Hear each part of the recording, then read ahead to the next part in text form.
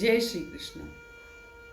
श्रीमद् भगवद गीता जे इन ॿिए एपिसोड में मां अव्हां सभिनी खे गीता महात्म्य या गीता महात्म जे बारे में ॿुधायांव थी। सभिनी खां पहले महात्म्य शब्द जो छा अर्थ थींदो आहे। महात्म्य शब्द जो अर्थ थींदो आहे महत्व ॿुधाइण, महिमा ॿुधाइण। अगर इने खे ही अंग्रेजी भाषा में चवां त गीता जी छा इम्पोर्टेंस आहे, छा सिग्निफिकेंस आहे, कहिड़ा बेनिफिट्स मिलंदा आहिनि। ऐं अगर आम बोलचाल जी भाषा में चवां त गीता पढ़ण जा छा फ़ाइदा थींदा आहिनि, असांखे गीता छो पढ़ण घुर्जे, इन्हनि सुवालनि जो जवाब असांखे गीता महात्म्य में मिलंदो आहे।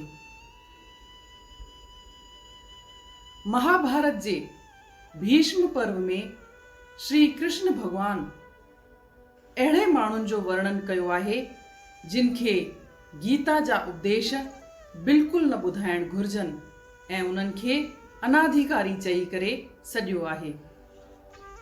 अनाधिकारीअ जो मतिलबु छा?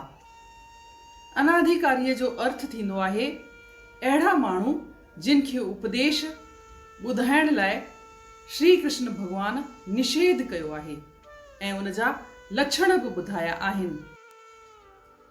श्री कृष्ण भगवान उन्हनि खे छो अनाधिकारी चवनि था, छो उन्हनि खे गीता जा उपदेश ॿुधाइण लाइ मना था कनि, उन्हनि जा कहिड़ा लक्षण थींदा आहिनि। गीता महात्म्य में श्री कृष्ण भगवान चए थो उहे माण्हू जिन में भक्तिअ जी काई भावना कान्हे, तप रहित आहिनि ऐं उहे मनुष्य जेके गीता जा उपदेश ॿुधण ई नथा चाहिनि, अहिड़े माण्हुनि खे गीता जा उपदेश न ॿुधाइण घुर्जनि।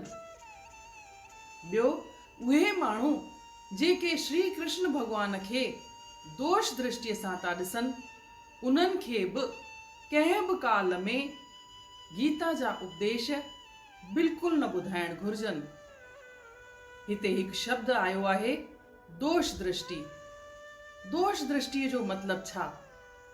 दोष दृष्टिअ जो मतिलबु थींदो आहे ईश्वर खे बि दोष जी दृष्टिअ सां ॾिसणु, ईश्वर में बि को दोष ॻोल्हणु।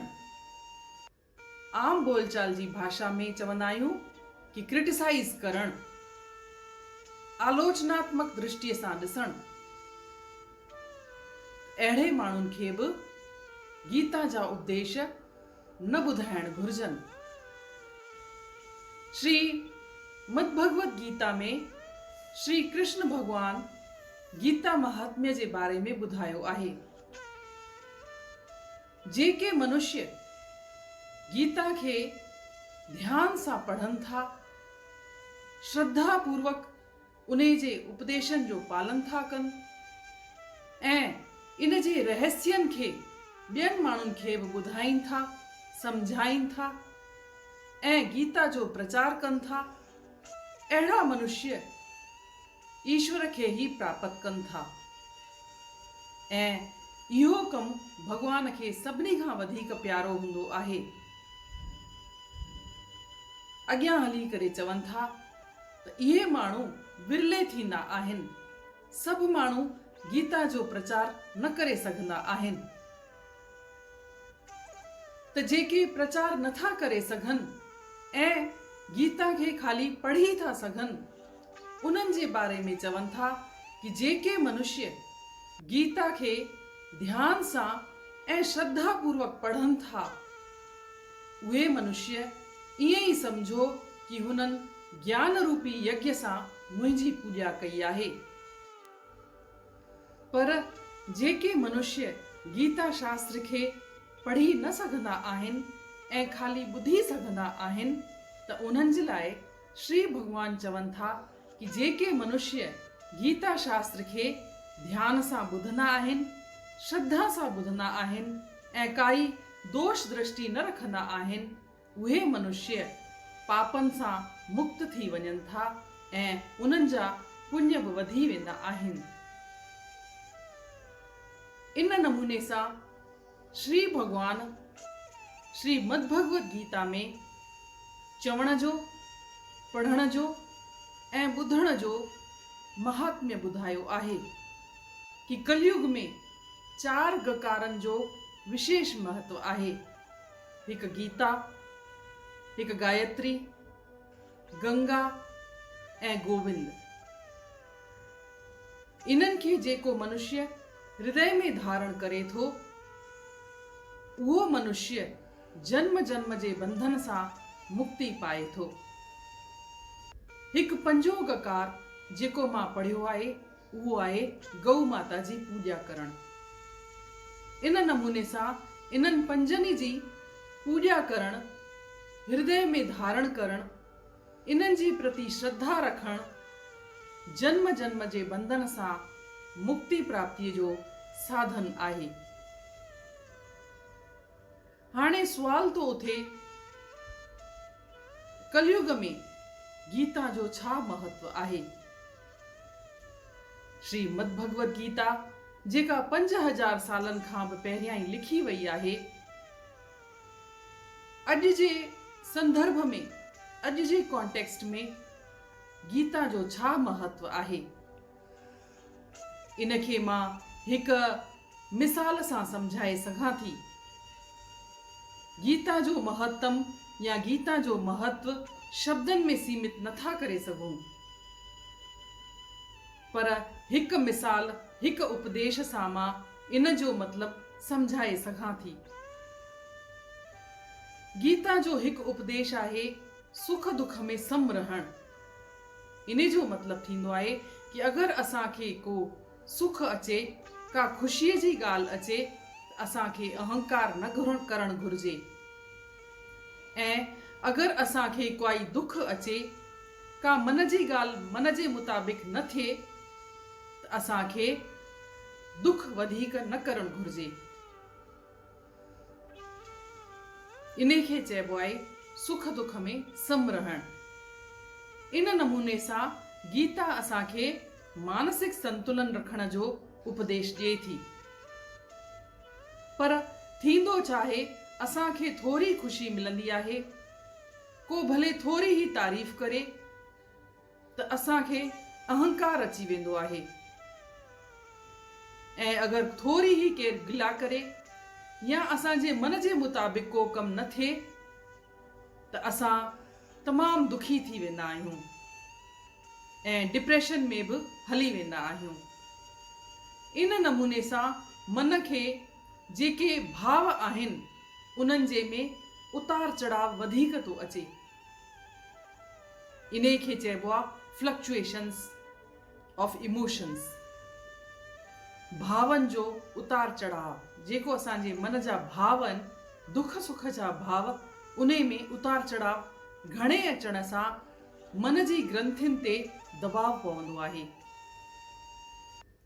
ऐं मन जी ग्रंथियुनि ते जॾहिं दबाव पवंदो आहे त असांजे शरीर में हार्मोनल डिसऑर्डर्स भी थी वेंदा आहिनि, ऐं उन सां शारीरिक ऐं मानसिक बीमारियूं घेरे वठंदियूं आहिनि। इहो ई कारण आहे त अॼु हर घर में diabetes, anxiety, hypertension, blood pressure, thyroid जहिड़ियूं बीमारियुनि पंहिंजो घर ठाहे रखियो आहे। छा उपाय कजे कि इहे बीमारियूं न थियनि? सुवाल उथे थो, कलयुग में सुख दुख में कीअं सम रहिजे, कीअं मानसिक संतुलन खे कायम रखजे? उन जो जवाब इहो ई आहे कि नंढपण सां ही ॿारनि खे गीता शास्त्र ॿुधाइजे, समझाइजे, जीअं गीता शास्त्र खे हू आत्मसात करे वठनि। हिकु श्लोक जेको मां जिते किथे ॿुधाईंदी आहियां, उहो आहे श्री गणपत्यथर्व शीर्षम जो श्लोक। उन्हे में चयल आहे, सहस्र आवर्तनाद्यम यम काममधीते तम तमनेन साधयेत। इन्हे जो मतिलबु थींदो आहे कि 1000 बार आवर्तन करण सां जेको तव्हां चाहींदव उहो थी वेंदो आहे। त अगरि ॿारनि खे हर आवर्तन मतिलबु रिविज़न कराइजे गीता शास्त्र घड़ी घड़ी ॿुधाइजे त निश्चित रूप सां उहे गीता जे उपदेशनि खे हंडाए वठंदा ऐं इहे बीमारियूं वॾे थी करे जॾहिं इहे ॿार वॾा थींदा त निश्चित रूप सां घटिजंदियूं। के माण्हू इहो वीचार रखंदा आहिनि कि गीता शास्त्र खे ॿुढापे में पढ़िजे, छो जे ओॾी महिल वक़्तु वधीक हूंदो आहे। जुवानीअ में पाण पंहिंजे कमाइण में ई व्यस्त रहंदा आहियूं, पर इहा ॻाल्हि न आहे। गीता शास्त्र ज़िंदगी जीअण जी कला थो सेखारे त इहा कला जेतिरो जल्दी सिखी वठिजे ओतिरो ई सुठो रहंदो। अगरि पाण ॿुढापे में अची करे गीता शास्त्र खे पढ़ूं त इन खे हंडाईंदासीं कॾहिं? त नंढपण सां ई गीता शास्त्र खे ॿुधाइजे, सम्झाइजे। जीअं ज़िंदगी जीअण जी कला नंढपण सां ई ॿार सिखी वठे।